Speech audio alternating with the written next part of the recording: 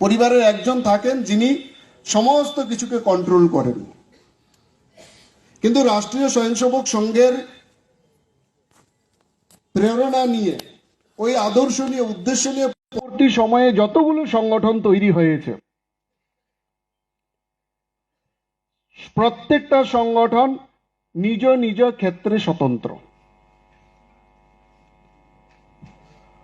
কোন সংগঠনের মধ্যবর্তী বা আভ্যন্তরীণ বিষয়ে রাষ্ট্রীয় স্বয়ংসেবক সংঘ হস্তক্ষেপ করে না, এবং প্রত্যেকটা সংগঠনই রাষ্ট্রীয় স্বয়ংসেবক সংঘ এই সংগঠনগুলোকে তৈরি করেননি। কারণ রাষ্ট্রীয় স্বয়ংসেবক সংঘের মূল যে কাজ, মূল যে উদ্দেশ্য আমরা জানি, যারা রাষ্ট্রীয় স্বয়ংসেবক সংঘের কোনো না কোনো প্রোগ্রামে গেছেন, সেখানে সংঘের রাষ্ট্র বন্দনা হয়, এবং সেই রাষ্ট্র বন্দনাতে শেষের দিকে উল্লেখ আছে পরম বৈ ভবন্যে তুমি তৎস রাষ্ট্রম। অর্থাৎ ভারতবর্ষকে পরম বৈভবশালী রাষ্ট্র হিসাবে বিশ্বের সর্বশ্রেষ্ঠ আসনে অলঙ্কৃত করা হচ্ছে রাষ্ট্রীয় স্বয়ংসেবক সংঘের মূল লক্ষ্য। এবং তার জন্য তারা ব্যক্তি নির্মাণের কাজ করে। রাষ্ট্রীয় চরিত্র সম্পন্ন ব্যক্তি, দেশভক্ত ব্যক্তি তৈরি করা হচ্ছে রাষ্ট্রীয় স্বয়ংসেবক সংঘের কাজ। এছাড়া কোনো আন্দোলন রাষ্ট্রীয় স্বয়ংসেবক সংঘ করেন না, কোনো র্যালি রাষ্ট্রীয় স্বয়ংসেবক সংঘ করেন না, কোনো ধর্ণা রাষ্ট্রীয় স্বয়ংসেবক সংঘ করেন না, কোনো অবরোধ রাষ্ট্রীয় স্বয়ংসেবক সংঘ করেন না। রাষ্ট্রীয় স্বয়ংসেবক সংঘ শুধুমাত্র রাষ্ট্র নির্মাণের লক্ষ্যে যেই ধরনের চরিত্র সম্পন্ন ব্যক্তি দরকার, সেই ব্যক্তি নির্মাণের কাজ করে। যেমনটা আমাদের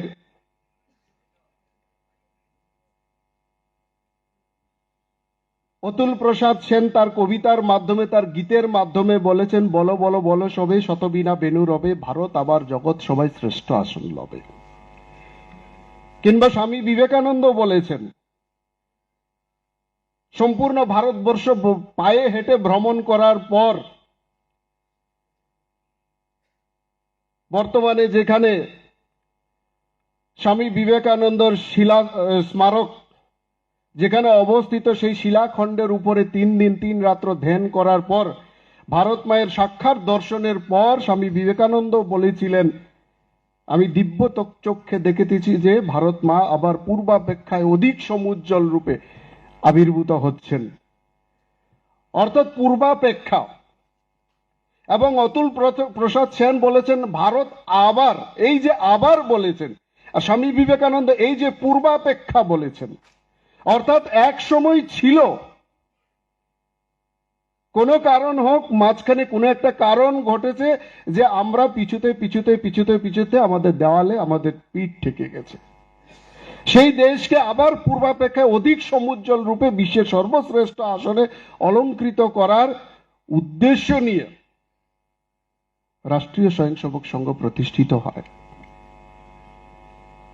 এবং কার মাধ্যমে? ব্যক্তি নির্মাণের মাধ্যমে, যেটা স্বামী বিবেকানন্দ বলেছিলেন। যদি আমার মতো 100টা স্বামী বিবেকানন্দ ভারতবর্ষের মধ্যে খুঁজে পেতাম, তাহলে আমি ভারতবর্ষের চিত্র বদলে দিতাম। বলেছেন কিনা আপনারা সবাই জানেন, 33 কোটি মানুষের দেশ। যে সময় স্বামী বিবেকানন্দ এই কথা বলেছেন, কিন্তু 100টা স্বামী বিবেকানন্দ তিনি ওই সময় খুঁজে পাননি। সেই স্বামী বিবেকানন্দের মতো চরিত্র সম্পন্ন সংস্কারী যুব সমাজ তৈরি করার কাজ রাষ্ট্রীয় স্বয়ংসেবক সংঘের শুরু করে।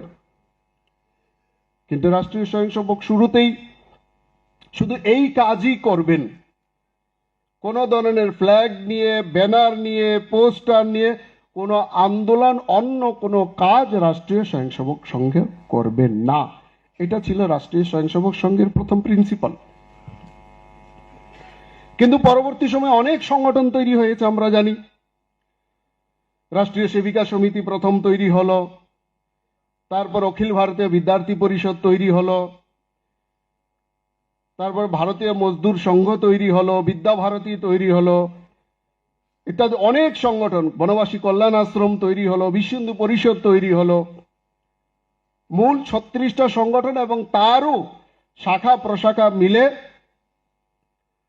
প্রায় হাজার হাজার সংগঠন আজকে বিভিন্ন নামে রাষ্ট্রীয় স্বয়ংসেবক সংঘের যে লক্ষ্য, যে উদ্দেশ্য, যে সেই লক্ষ্য উদ্দেশ্যকে নিয়ে কাজ করছে। সেগুলো কেই তৈরি করেছে? সেগুলো তৈরি করেছে রাষ্ট্রীয় স্বয়ংসেবক সংঘের স্বয়ংসেবকরা, যাদের মধ্যে এই ভাব তৈরি হয়েছে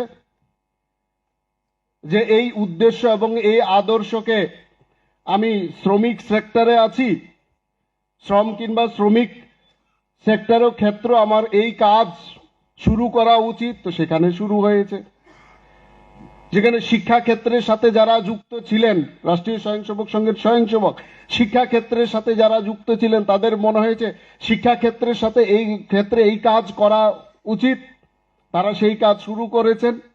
যাদের মনে হয়েছে আমি রাজনৈতিক সেক্টরে কাজ করছি, তো রাজনৈতিক সেক্টরে এই কাজ শুরু করা উচিত, শুরু করেছেন। ডক্টর শ্যামাপ্রসাদ মুখার্জি কোনো বিজেপি করতেন না আগে থেকে, কিংবা রাষ্ট্রীয় স্বয়ংসেবক সংঘের উনি স্বয়ংসেবকও ছিলেন না। ওনার মনে হয়েছে সংঘের যে আদর্শ, যে উদ্দেশ্য, সেইটাকে রাজনৈতিক ক্ষেত্র নিয়ে আসা উচিত। তার প্রেক্ষাপটে অনেক কারণ ছিল।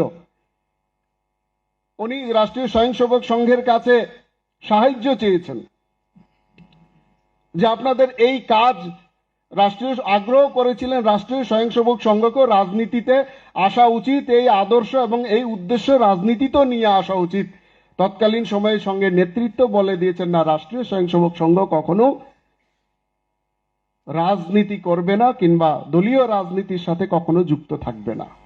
যদি আপনার মনে হয় যে এই কাজ রাজনীতিতে আসা উচিত, আপনি শুরু করতে পারেন, আমরা সহযোগিতা করব। ঠিক সেই রকম ভাবে সেই সময় দেশ তো স্বাধীন হয়েছে আমরা জানি, কিন্তু দেশের বিভিন্ন সেক্টরের মতো যেই কোনো দেশ যখন পরিচালিত হয় তার গুরুত্বপূর্ণ কতগুলো সেক্টর আছে।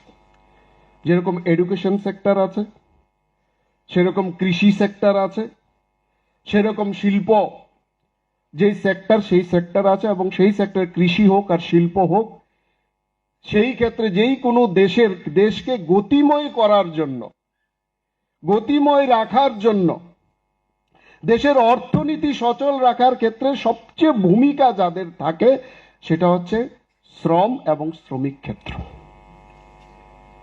স্বাভাবিক কারণেই সেই সেক্টর কাদের হাতে ছিল? সেই সময় ছিল আইএনটিইউসি, একটা ছিল এআইটিইউসি, 2 নম্বর সংগঠন, 3 নম্বর ছিল সোশ্যালিস্ট পার্টির হিন্দ মজদুর সভা।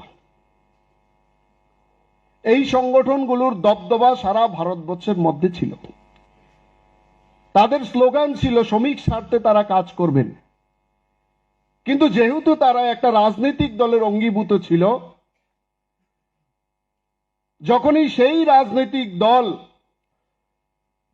শ্রমিক স্বার্থ ক্ষুণ্ণ করার জন্য লেগে যেতেন, তখন সেই শ্রমিক সংগঠনগুলো চুপ থাকতেন। তাদের আন্দোলন কখন শুরু হয়? ইলেকশন এলে। যত অবরোধ, যত স্ট্রাইক, সমস্ত কিছু শুধুমাত্র সেই রাজনৈতিক দলের স্বার্থ সুরক্ষিত করার জন্য, কিংবা সেই রাজনৈতিক দলকে ক্ষমতায় নিয়ে আসার জন্য। এই দুটো প্রক্রিয়ার মধ্য দিয়ে তাদের কর্মকাণ্ড সীমাবদ্ধ ছিল। যদি অপোজিশনে থাকতো তাহলে দিনের পর দিন কারখানা বন্ধ, কলকারখানা বন্ধ, চাক্কা জাম, দেশের অর্থনৈতিক ক্ষেত্রে প্রচন্ড ক্ষতি। সেখানে বিন্দু মাত্র শ্রমিক স্বার্থ ছিল না। স্বাভাবিক কারণে রাষ্ট্রীয় স্বয়ংসেবক সংঘ, আমি শুরুতেই বললাম যে কোনো সংগঠন রাষ্ট্রীয় স্বয়ংসেবক সংঘ নিজে শুরু করেননি। প্রত্যেকটা সংগঠন স্বয়ংসেবকরা নিজের উদ্যোগে শুরু করেছেন নিজের সেক্টরে, কিন্তু তিনটে মাত্র সংগঠন যেটা রাষ্ট্রীয় স্বয়ংসেবক সংঘের আগ্রহে শুরু হয়েছে, সেটা হচ্ছে রাষ্ট্র সেবিকা সমিতি, ভারতীয় মজদুর সংঘ এবং ভারতীয় জনসংঘ, যার পরবর্তী রূপ ভারতীয় জনতা পার্টি। সরাসরি সংঘের আগ্রহে যাকে দায়িত্ব দেওয়া হয়েছিল রাষ্ট্রীয় স্বয়ংসেবক সংঘ থেকে মুক্ত করে, তিনি আর কেউ নন, দত্তপন্ত ঠেঙ্গড়িজি। উনি শুরুতেই রাষ্ট্রীয় স্বয়ংসেবক সংঘ ভারতীয় মজদুর সংঘ সম্পর্কে যে গাইডলাইন শুরুতে রেখেছেন, সেটা হচ্ছে ভারতীয় মজদুর সংঘ কোন রাজনৈতিক দলের লেজুর ভিত্তি করবে না। সেই কারণে ভারতীয় মজদুর সংঘ, এখানে আমরা যেই ফটোগুলো রেখেছি, যদি এটা আইএনটিইউসি হতো তাহলে সেখানে ভারত মায়ের ছবি থাকতো না, সেখানে বিশ্বকর্মার ছবি থাকতো না, আর দত্তপন্ত ঠেঙ্গড়িজির ছবিও সেখানে থাকতো না। কার ছবি থাকতো? ইন্দিরা গান্ধী, রাজীব গান্ধী, তাই তো? যদি এআইটিইউসি থাকতো তাহলে সেখানে হয়তো কার্ল মার্কস, লেনিন, যারা সারা বিশ্বকে বরবাদ করে দিয়েছে শ্রমিক আন্দোলনের মাধ্যমে, ইন্ডাস্ট্রির পর ইন্ডাস্ট্রি বন্ধ করে দিয়েছে। আমি যেই পশ্চিমবঙ্গে 14 বছর কাজ করেছি, শুধুমাত্র এই পশ্চিমবঙ্গে গত 34 বছরের শাসনে শুধুমাত্র এই শ্রমিক আন্দোলনের নামে 63,000 ইন্ডাস্ট্রি তারা বন্ধ করেছে। 63,000। তাতে কি শ্রমিকদের স্বার্থ সুরক্ষিত হয়েছে না স্বার্থ ক্ষুণ্ণ হয়েছে? কত লক্ষ লক্ষ শ্রমিক সেখানে বেকার হয়েছে। ভাবুন, 63,000 ইন্ডাস্ট্রি। ভারতবর্ষের অর্থনীতিতে পশ্চিমবঙ্গের অবদান যেখানে 27% ছিল, আজকে 0.0%-এর দিকে এগিয়ে এসছে। 6 লক্ষ কোটি টাকা ঋণ আজকে পশ্চিমবঙ্গ সরকারের। তাদের দুষ্পরিণাম এই 63,000 ইন্ডাস্ট্রি বন্ধ হওয়ার দুষ্পরিণাম। তো স্বাভাবিক কারণেই যদি শ্রমিক সংগঠন স্পষ্ট মত, আমি যেই সংগঠন থেকে আসি, অখিল ভারতীয় বিদ্যার্থী পরিষদ, আমাদের রাষ্ট্রীয় স্বয়ংসেবক সংঘের কিংবা আমাদের যে বিচারধারা, সেই বিচারধারার মধ্যে কয়েকটা সেক্টর সেখানে রাজনীতি থেকে, দলীয় রাজনীতি থেকে সেখানে বাইরে রাখার কথা বলা হয়েছে। অখিল ভারতীয় বিদ্যার্থী পরিষদও তার মধ্যে একটা, বিএমএসও তার মধ্যে একটা, বাকি সংগঠন তো আছে। কেন? কারণ রাজনৈতিক সংগঠন বা রাজনৈতিক দল কিংবা সরকার সব সময় যে সঠিক পথে চলবে তার কোনো ঠিক ঠিকানা নেই। আজকে ভালো চলতেও পারে, কালকে আবার শ্রমিকদের স্বার্থ আঘাত আনতে পারে। সুতরাং যদি সে রাজনৈতিক দলের লেজুর ভিত্তি হয়, যে শ্রমিক রাষ্ট্র নির্মাণের ক্ষেত্রে একটা বড় ভূমিকা রাখে, সেই শ্রমিক যদি রাষ্ট্র নির্মাণের বিরুদ্ধে কাজ করে কোনো একটা রাজনৈতিক দলের হয়ে, তাহলে সেই রাষ্ট্র কখনো উন্নত হতে পারবে না। স্বাভাবিক কারণে এই সেক্টরকে অন্যান্য সেক্টরের মতো দলীয় রাজনীতি থেকে সেটাকে দূরে রাখা উচিত। কারণ আমাদের মূল উদ্দেশ্য, আমরা অনেক সময় বলি কেন কাজ করব বিএমএস এ, আমরা কাজ করব আমাদের রাষ্ট্রের জন্য। আমরা স্লোগান দেই, দেশ কে হিত মে করেঙ্গে কাম, কাম কে লেঙ্গে পুরা দাম। দেশ কে হিত মে কাম করেঙ্গে, দেশের হিতে আমরা কাজ করব। আমাদের হিতে নয়। আর কমিউনিস্টদের স্লোগান কি? এআইসিটি বলুন, আইএনটিসি বলুন, বাকি যে সংগঠনগুলো, তাদের স্লোগান কি? চাহে जो भी मजबूरी हो हमारी मांगी पूरी हो। কোম্পানি চলুক আর না চলুক, দেশের ইন্ডাস্ট্রি চলুক আর না চলুক, সেটা আমার দেখার ব্যাপার নেই। আমার বেতন আমাকে পেতে হবে, আমার 100% সুবিধা আমাকে পেতে হবে। সেটা কি যুক্তিযুক্ত? আমরা বিএমএস কে মালিকের সাথে শ্রমিকের সম্পর্ক, কিংবা একটা ইন্ডাস্ট্রির মধ্যে বা এই সেক্টরে যারাই থাকেন, আমরা বলি এটা একটা শিল্প পরিবার ভিত্তিক সংগঠন বিএমএস কে, বাকি কিন্তু পরিবার ভিত্তিক নয়। তো সুতরাং পরিবার ভিত্তিক সংগঠন আমরা যখন বলি, স্বাভাবিকের একটা পরিবারের কল্পনা, একজন বাবা তার সন্তানদের এক সময় খুব ভালো রোজগার করে খুব ভালোভাবে তাদেরকে মানুষ করছেন। হঠাৎ দেখা গেল যে সেই বাবার কোনো একটা অঘটন ঘটল, সে আগের মতো আর ইনকাম করতে পারছেন না, সে আগের মতো আর রোজগার করতে পারছেন না, আগের মতো আর ছেলে মেয়েদের দেখাশোনা করতে পারছেন না। আমাদের পরিবারও হয়তো এই ধরনের ঘটনা ঘটেছে, কিন্তু সেইখানে আমরা কি বলতে পারি তোমার কি হয়েছে না হয়েছে সেটা আমাদের দেখার বিষয় নেই, আমাকে অ্যান্ড্রয়েড মোবাইল কিনে দিতে হবে, বলেছি তো কিনে দিতে হবে? সেটা কখনো সম্ভব?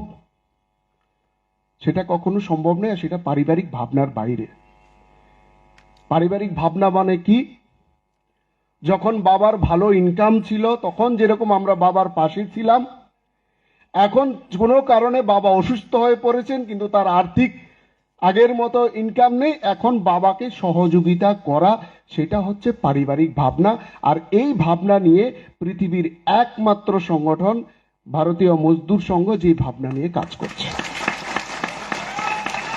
আজকে ভারতবর্ষ শুধু নয়, সারা পৃথিবীর সবচেয়ে বড় শ্রমিক সংগঠন হচ্ছে ভারতীয় মজদুর সংঘ। কাশ্মীর থেকে কন্যাকুমারী, গুজরাট থেকে নাগাল্যান্ড পর্যন্ত এমন কোনো জায়গা নেই বা ভারতবর্ষের এমন কোনো সেক্টর নেই যেখানে ভারতীয় মজদুর সংঘ কাজ করে না বা ভারতীয় মজদুর সংঘ পৌঁছায়নি। সারা পৃথিবীর যত বড় বড় কনভেনশন হচ্ছে শ্রমিক সংগঠনদের নিয়ে, ভারতবর্ষের মধ্যে নাম্বার 1 সবচেয়ে বেশি যে শ্রমিক সংগঠন ডাক পেয়েছে তার নাম ভারতীয় মজদুর সংঘ। আমরা অন্যান্য মজদুর সংঘের যদি যেই সংগঠনগুলো দেখি, তাদের জন্ম কবে? এআইটিইউসি ভারতবর্ষে কাজ শুরু করেছে 1920 সালে। ভাবুন, 1920 সালে। আইএনটিসি কাজ করেছে, তার প্রতিষ্ঠা দিবস 3 মে 1947 সাল। এআইটিইউসি বললাম, হিন্দ মজদুর সভা, সেটা 29 ডিসেম্বর 1948 সালে কাজ করতে শুরু করেছে। আমাদের ভারতীয় মজদুর সংঘের প্রতিষ্ঠা দিবস কবে?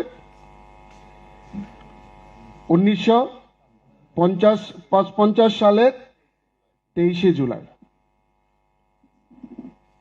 1920 সাল থেকে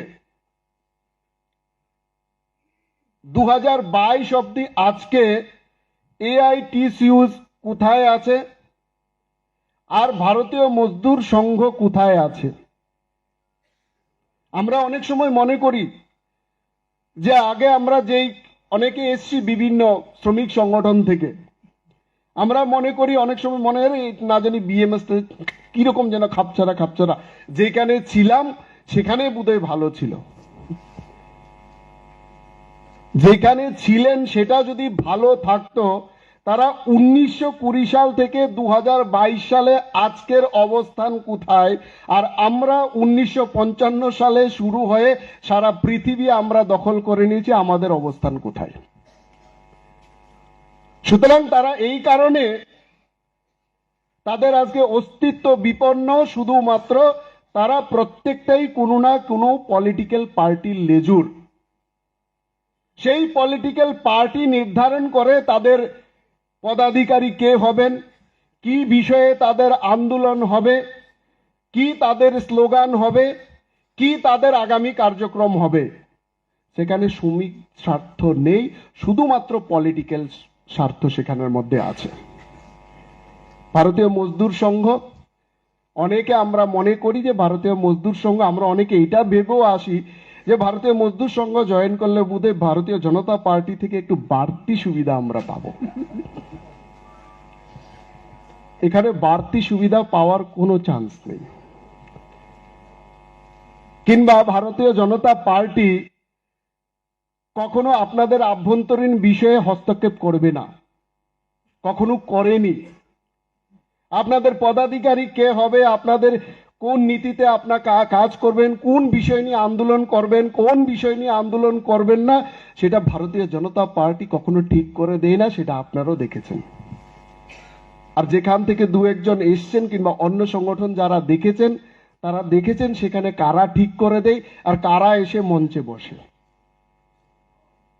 আমিও ইতস্তত বোধ করছি মঞ্চে বসার জন্য। আমাকে প্রথম বলা হয়েছিল প্রকাশ্য সমাবেশে ভাষণ দেওয়ার জন্য। আমি বললাম না, আমি প্রকাশ্য সমাবেশে কোনো রাজনৈতিক দলের নেতা বিএমএস এর মঞ্চে যাওয়া উচিত নয়, সেটাই আমি শিখে এসেছি। হ্যাঁ, ইন্টারনাল যদি আদর্শগত কোনো বিষয় নিয়ে আমাকে রাখতে বলা হয় তবে আমি যাব, আর সেই জন্যই আসা। সুতরাং আমি কোনো বিজেপির সাধারণ সম্পাদক হিসাবে এখানে আমি আসিনি, একজন বিচার পরিবারের সদস্য হিসাবে, সামান্য কার্যকর্তা হিসাবে যেইটুকু আমি দেখেছি এবং বুঝেছি সেইটুকু আপনাদের সামনে একটু বলার জন্যই আমি এসেছি। স্বাভাবিক কারণে মনে হতে পারে যাদের যে ভারতীয় মজদুর সংঘ ভারতীয় জনতা পার্টির, অনেকে বলেন বাইরে থেকে ভারতীয় জনতা পার্টির একটা শ্রমিক সংগঠন না। কারণ ভারতীয় জনতা পার্টি কবে প্রতিষ্ঠিত হয়েছে? ভারতীয় জনতা পার্টি আমরা জানি 1980 সালে প্রতিষ্ঠিত হয়েছে। আর ভারতীয় মজদুর সংঘ 1955 সালে। তাহলে বাপের আগে ছেলের জন্ম কি করে হয়? বাপের আগে ছেলের জন্ম তো কখনো হতে পারে না। স্বাভাবিক কারণেই আবার এখানে অন্যান্য অনেক সংগঠন নতুন নতুন জন্ম নিচ্ছে। এই নিয়ে আমার কাছেও বলছে যে আমাদেরকে এই ডিস্টার্ব হয়, ওই ডিস্টার্ব হয়, এটা হচ্ছে ওটা হচ্ছে, আমাদের এটা হচ্ছে না ওটা হচ্ছে না। যে যাই কিছু করুক না কেন, যদি সংগঠন বলে আমাদের বিচার পরিবারের মধ্যে শ্রমিক সংগঠন বলে কিছু থাকে, সেটা হচ্ছে ভারতীয় মজদুর সংঘ। আর বাকি যেগুলো আছে সেইগুলো কোনো ব্যক্তির দ্বারা নিয়ন্ত্রিত, সঞ্চালিত এবং ব্যক্তির স্বার্থে নিয়ন্ত্রিত এবং সঞ্চালিত। সেটা যেই কোনো কেউ করতে পারে।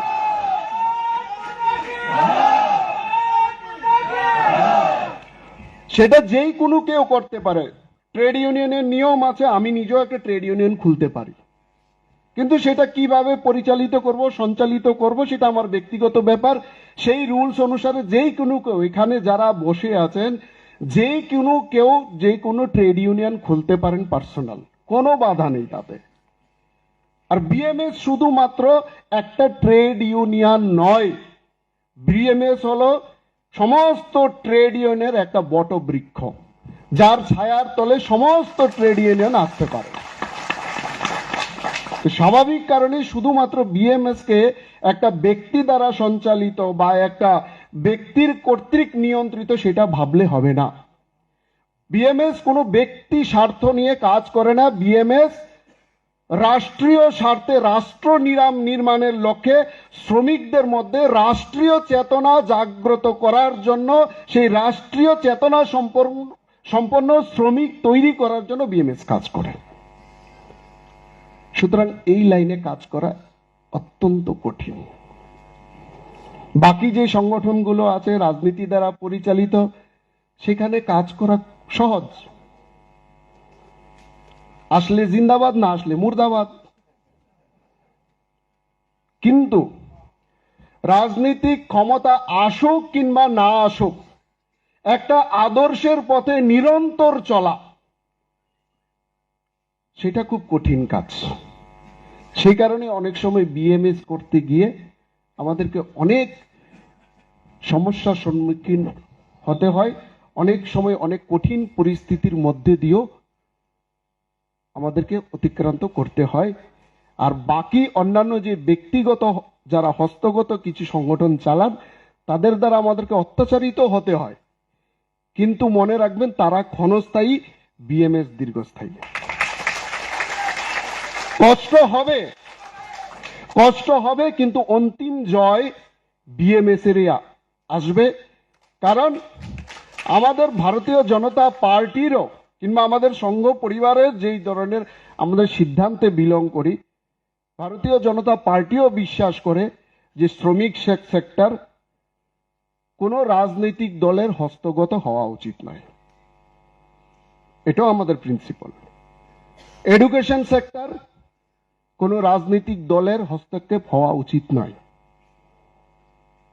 কৃষি সেক্টর কোনো রাজনৈতিক দলের হস্তক্ষেপ হওয়া উচিত নয়। যদি এগুলো হস্তক্ষেপ হয় তো কখনোই দেশের উন্নতি হতে পারবে না। তো তার সাথে আমাদের সম্পর্ক কি? তার সাথে আমাদের সম্পর্ক কিংবা অন্যান্য সংগঠনের সাথে আমাদের যে সম্পর্ক সেটা হচ্ছে বিচারের সম্পর্ক। আমরাও বিএমএসও ভারতবর্ষকে সর্বশ্রেষ্ঠ আসনে অলংকৃত করার জন্য, দেশ হিতে কাজ করার জন্য বিএমএসও কাজ করছে, যেটাকে আমরা বলি রাষ্ট্র পুনর্নির্মাণ। রাষ্ট্র পুনর্নির্মাণের জন্য রাষ্ট্রীয় চেতনা সম্পন্ন শ্রমিক নির্মাণ, অখিল ভারতীয় বিদ্যার্থী পরিষদও বলে রাষ্ট্র পুনর্নির্মাণ, রাষ্ট্রীয় স্বয়ংসেবক সংঘ বলে পরম বৈভবান্বিত তুমি তৎস রাষ্ট্রম, রাষ্ট্রকে পরম বৈভবশালী রূপে গড়ে তোলা।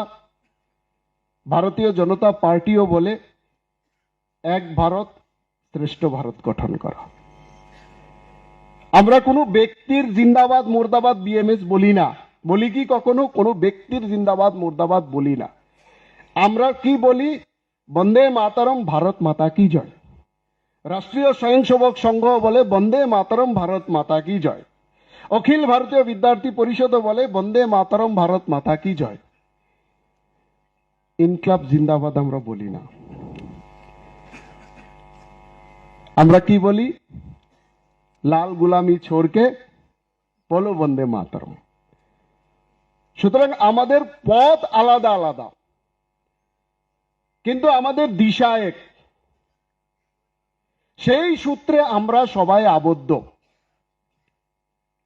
শুধুমাত্র বিচারের সূত্রে আমরা সবাই আবদ্ধ।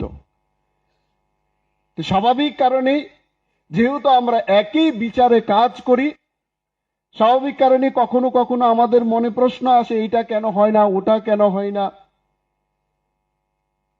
সব হবে। আর যেগুলো হয় না অনেক সময় মনে হয় যে কেন আমরাও তো এই আদর্শ কাজ করি, তারাও তো এই আদর্শ কাজ করে, এই ব্যক্তিটা কেন আমাকে এই কথা বলল, কেন আমাদের বিএমএস কে এরকম করলো। সেটা ব্যক্তির ভুল, সংগঠনের ভুল নয়। কখনোই সংগঠনের ভুল হিসাবে সেটাকে, কোনো একটা ব্যক্তির ভুলকে কখনোই সংগঠনের ভুলকে হিসাবে চালিত করবেন না। সেটা এই দিকেও হতে পারে, সেটা ও দিকেও হতে পারে।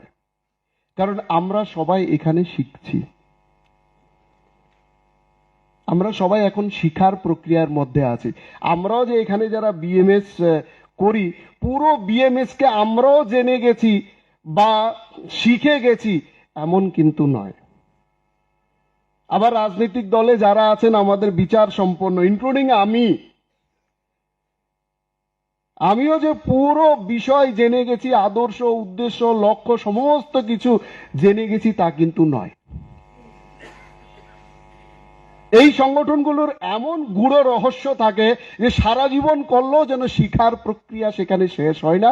সুতরাং আমরা নিরন্তর শিখতে থাকি। মনে করবেন আমরাও শেখার প্রক্রিয়ায় আছি, আপনারাও শেখার প্রক্রিয়া আছেন। এই শেখার প্রক্রিয়ার মধ্যে মাঝে মধ্যে দু একজন ব্যক্তির ভুল ত্রুটি হতেই পারে, সেটাকে সেই দৃষ্টিতে আমাদেরকে নিতে হবে। প্রকাশ্যে আমরা কেউ কারোর সমালোচনা করব না। ব্যক্তির ভুল ত্রুটি নিয়ে আলোচনা করার, চর্চার করার জায়গা আছে। যেই ব্যক্তি ভুল করবে না সে কখনো অগ্রসর হতে পারবে না। স্বাভাবিক কারণে ভুল করতে করতে করতে করতে কিন্তু সঠিকটা শিখব। আজকে একটা ভুল শুধরেছে, আরেকটা ভুল করবে, সেটাকেও শুধরাবো আরেকটা। কেননা আমাদের সদ্য 1920 সালে আমাদের 25 সালে রাষ্ট্রীয় স্বয়ংসেবক সংঘ স্থাপনা হয়েছে, আর 1955 সালে বিএমএস এর প্রতিষ্ঠা হয়েছে। আমরা কত সালে বিএমএস এর সাথে যুক্ত হয়েছে? সেই প্রশ্নটা আমাদের মনে রাখতে হবে। আর অধিকাংশই, অনেকের মনে এই ধারণা যে বিএমএস ভারতীয় জনতা পার্টির শ্রমিক সংগঠন। হয়তো এই ধারণার বশবর্তী হয়েও আমরা এখানে এসেছি। যেই ধারণার বশবর্তী হয়েই আপনারা আসুন না কেন, আপনারা সঠিক জায়গায় এসছেন এবং সঠিক পথে এসছেন। হয়তো কখনো কোনো সময় কোনো না কোনো পুণ্যের কাজ করেছেন বলেই এই ধরনের সংগঠনের সাথে যুক্ত হয়েছেন, যেটা ব্যক্তি স্বার্থের ঊর্ধ্বে রাষ্ট্রীয় স্বার্থ নিয়ে যেখানে কাজ করে।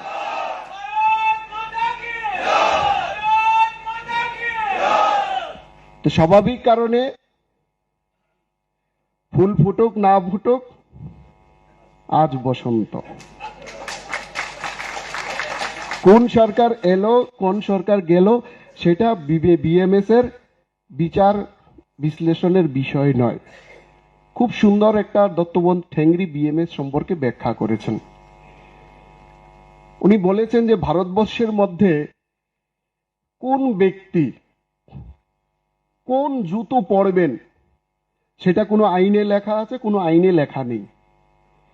কেউ চামড়ার জুতো পরতে পারেন, কেউ হাওয়াই চপ্পল পরতে পারেন, কেউ কিটো জুতো পরতে পারেন, যে কেউ নাও পরতে পারেন। কে কোন ধরনের জুতো পরবেন সেটা কোথাও কিন্তু ভারতবর্ষের কোনো আইনে, কোনো সংবিধানে সেটা লেখা হয়নি। কিন্তু যেটা আইন আছে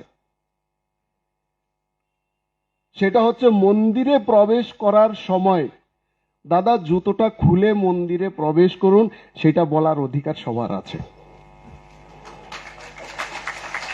বিএমএসটাও তাই। বিএমএস দলীয় রাজনীতি লেজুর ভিত্তি ছাড়া একমাত্র সংগঠন সারা ভারতবর্ষের মধ্যে আছে বলেই বাকি সংগঠন যেরকম নদীর জলে এসে বানের জলে ভেসে গেছে, বিএমএস কিন্তু নদীর জলও আসেনি, বানের জলও ভেসে যায়নি। বিএমএস আছে, আগামী দিনও থাকবে, এবং আগামী দিনে একটাই থাকবে ভারতবর্ষের মধ্যে শ্রমিক সংগঠন, সেটা হচ্ছে বিএমএস। তো স্বাভাবিক কারণেই বিএমএস এর কার্যকর্তারা রাজনীতি করতে পারে, কোনো বাধা নেই। বিএমএস কি পলিটিক্যাল পার্টির সাথে যুক্ত থাকতে পারে না? তার কি পলিটিক্যাল অভিমত থাকতে পারে না? তো সে কি পলিটিক্যাল চর্চায় অংশগ্রহণ করতে পারে না? অবশ্যই করতে পারে, অবশ্যই তা আরো বেশি করা উচিত, এবং রাজনীতিকভাবে সচেতন থাকা উচিত এবং সচেতন নাগরিক হিসাবে থাকা উচিত। কারণ সবসময় শ্রমিকদের নিয়ে সরকার কোন পলিসি আনছে, সেই পলিসি শ্রমিকদের জন্য কতটা হিতকে, শ্রমিক হিতকে রক্ষা করে, কতটা ক্ষতি করে, সেই বিষয়ে অবশ্যই, অন্যান্য বিষয়ে সে অবশ্যই সচেতন থাকবে, কিন্তু থাকবে সেই মন্দিরের বাইরে। যখন সেই মন্দিরে প্রবেশ করবে তখন সেই রাজনীতিকে ছেড়ে দিয়ে তাকে মন্দিরে প্রবেশ করতে হবে। আর তারা যারা শুধু রাজনৈতিক উদ্দেশ্যেই বিএমএস এ আসছেন, দোষের কিছু নেই, তারা রাজনীতিতেই চলে যান। দোষের কিছু নেই, তারা রাজনীতিতেই চলে যান। কারণ বিএমএস রাজনীতি করার জায়গা নয়। বিএমএস একটা বিশেষ উদ্দেশ্যকে নিয়ে গঠিত হয়েছে, সেই উদ্দেশ্যকে সফল করার একটা মন্দির হচ্ছে বিএমএস। স্বাভাবিক কারণে আমরা যারা বিএমএস করতে এসেছি, আমাদের প্রথম কাজ হচ্ছে বিএমএস কে ভালো করে বোঝা এবং বিএমএস কে ভালো করে জানা। আমাদের রাষ্ট্রীয় স্বয়ংসেবক সংঘ, যার মূল প্রেরণাতে এই সংগঠন তৈরি হয়েছে বা অন্যান্য সংগঠন তৈরি হয়েছে, একবার আমি বালুরঘাটে অখিল ভারতীয় বিদ্যার্থী পরিষদের একটা রাজ্য সম্মেলনকে কেন্দ্র করে একটা স্কুলের জায়গা স্থান হিসাবে গেছি এবং প্রধান শিক্ষক যিনি আছেন ওনার কাছে অ্যাপ্লিকেশন করব বলে দেখা করতে গেছি। তো শুনলাম উনি নাকি সিপিএম এর কর্মচারী সংগঠনের রাজ্যস্তরীয় নেতা এবং পোর খাওয়া নেতা। আমি যাওয়ার আগে আমার কার্যকর্তারা বললেন যে উনি গেলে কিন্তু এই জিনিসগুলো বলবেন উনি। ঠিক আছে, যাই না, শুনি। তো যাওয়ার পর উনি শুরু করলেন, শুরুতেই শুনে আমাদের এই খারাপ ওই খারাপ, আপনাদের এই ইয়েটা ভালো না, এই স্লোগানটা ভালো না, এটা কেন দেন, ওটা কেন দেন, অনেকক্ষণ শুনালেন। আমি ওনাকে একটা কথাই বললাম, আচ্ছা ঠিক আছে, আপনার সব কথা মেনে নিয়েছে, আমাদের সব খারাপ, আমাদের সব খারাপ। আচ্ছা বলুন, আমাদের যদি সবই খারাপ হয়, আপনারা কবে ভারতবর্ষে কাজ শুরু করেছেন? বলো আমরা 1920 সালে আমরা ভারতবর্ষে কাজ শুরু করেছি। আমি বললাম আর আমরা কবে কাজ শুরু করেছি আপনি বলুন। যে তোমাদের শুরু তো রাষ্ট্রীয় স্বয়ংসেবক সংঘ থেকে, তোমরা তো 1925 সাল থেকে কাজ করেছো। তা আমি বললাম তাহলে বলুন, আমাদের যদি সবই খারাপ হয় তাহলে আজকে সম্ভবত 2013 এটা 2013, আজকে 2013, আমরা কোথায় আছি আর আপনারা কোথায় আছেন?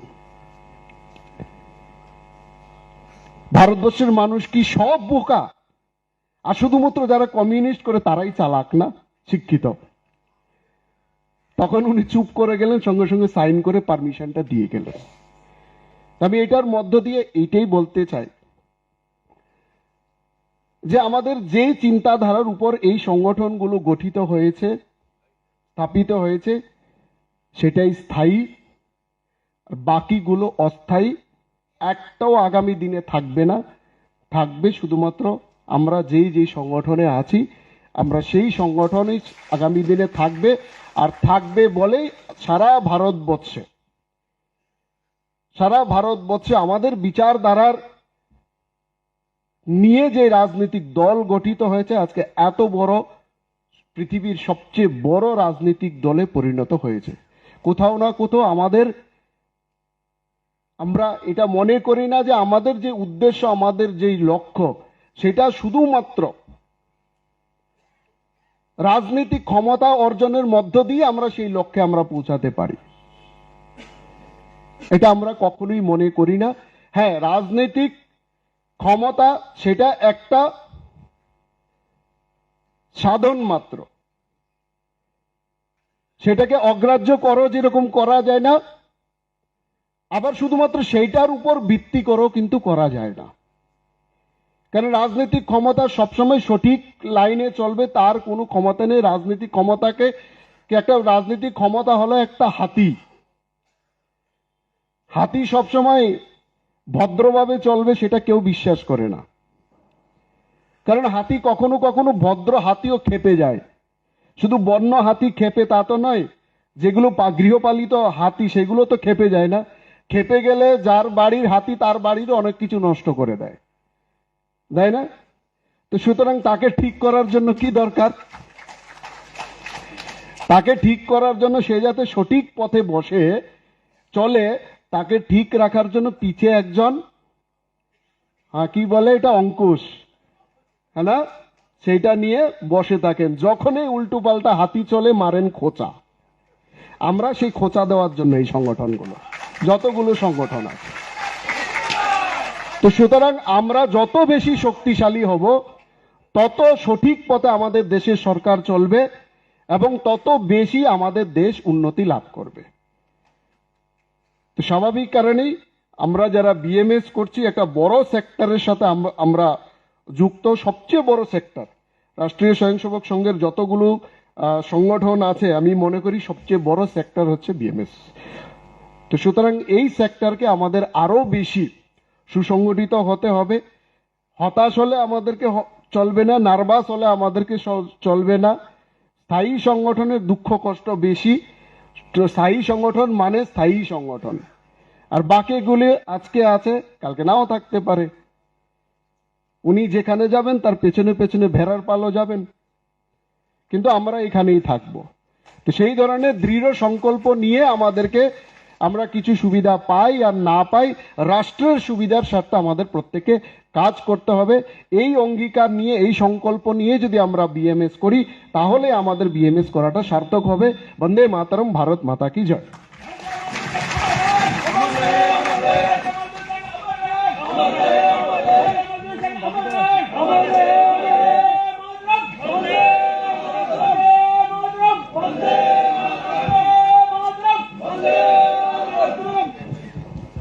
ধন্যবাদ।